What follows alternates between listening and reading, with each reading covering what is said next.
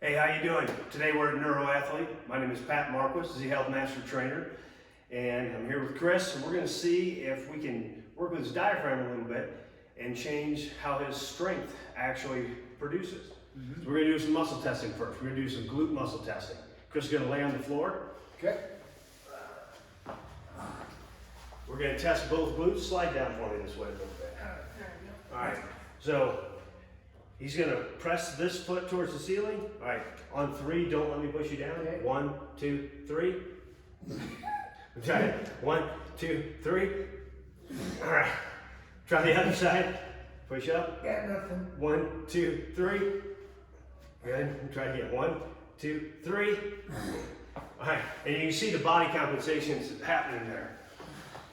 So we're going to go through something here called reflexive performance reset, or RPR.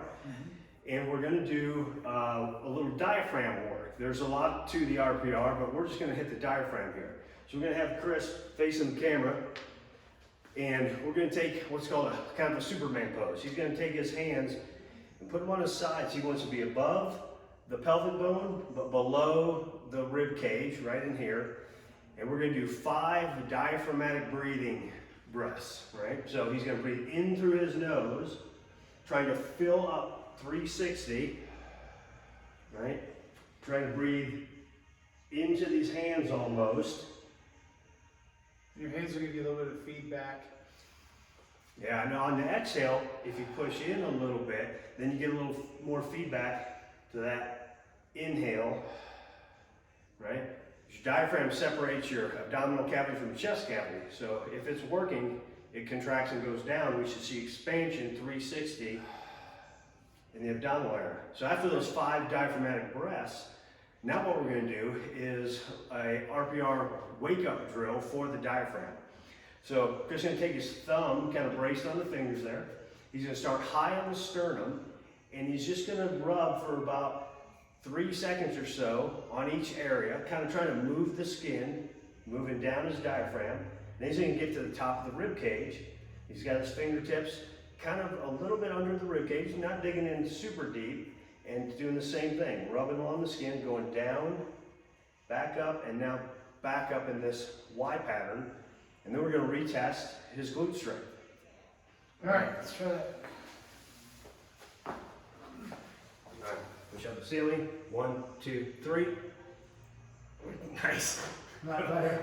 Yeah, 1, 2, 3. Good. All right. So we do this all day long here at our clinic, and Chris does with his clients as well. Yep. And so really we're making a change to the nervous system in a really important part, your diaphragm and your breathing.